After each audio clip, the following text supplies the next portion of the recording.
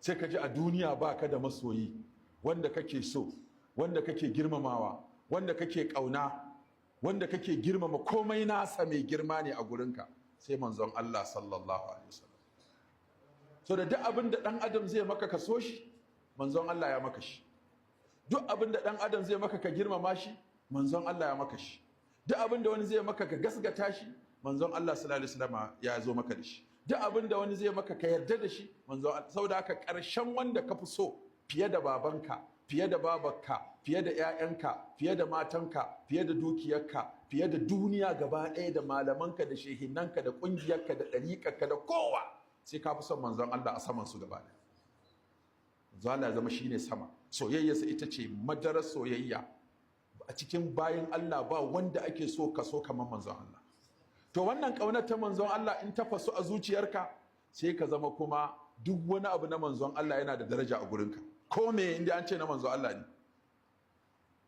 Tura ka 'ya'yan manzon Allah, dangin manzon Allah, abokan manzon Allah, shari'ar manzon Allah, sunnar manzon Allah sallallahu alaihi wasallam, gidan manzon Allah, jikokin manzon Allah sallallahu alaihi wasallam.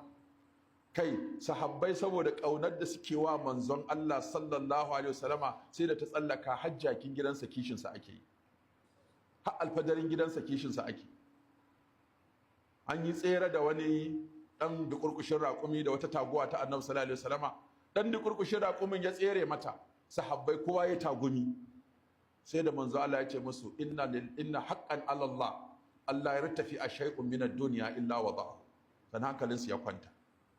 Saboda an ce musu manzan Allah sallallahu alaihi wasallam fala wa rabbika la yu'minun laqad kana lakum fi rasulillahi uswatun hasana wama kana lil mu'minin wala mu'minatin idza qada Allahu wa rasuluhu amran an yakuna lahumul khiyaratu min amrihim wama atakum ar-rasul fakhuzuhu falyahdhar allazina yukhalifuna an amri ومن يطيع الرسول فقد أطاع الله وما آتاكم الرسول فخذوه komai na manzon Allah wa in tudi'uhu tahtadu man yuti'ir rasula faqad ata Allah ya allazina amanu ati'u Allah wa ati'ur rasul wa ulil amri minkum ati'u Allah wa ati'ur rasul wa la tubtilu a'malakum. Wannan shine yake ginuwa a zukatan sahabban manzon Allah sallallahu alaihi wasallama, haka suka gadawa da tabi'ai, abin ya ta tafiya har ya zo kanmu. Saboda haka in ka zo kabari ma tambaya uku ce, man rabbuka wa man nabiyuka wa ma dinuka, sai ka shirya. Babu mai adalci irin Allah. Mafi yawa an za a yi tambayoyi a jami'o'i ko a kwalejoji ko a makarantu lokacin jaraba, ai ba a gaya mutum tambayar da za a yi masa.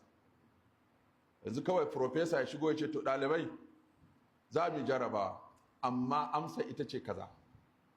Ya yi daidai?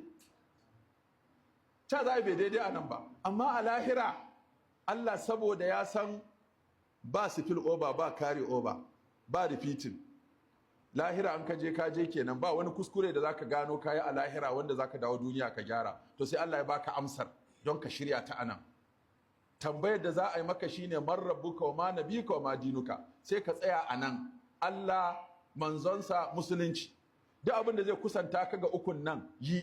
Duk abin da zai raba ka da ukun nan ko nisanta ka da ukun nan bashi ko na waye ba za a tambaye ka ba a lahira. Daka da ƙungiyoyinmu da ɗariƙunmu da jama'anmu da waye duk inda za su kawo mu nan to mu je mu ta yi, in ko za su raba mu da nan to mu yi taka tsantsan. Allah, manzonsa, musulunci, shikenan tambayar.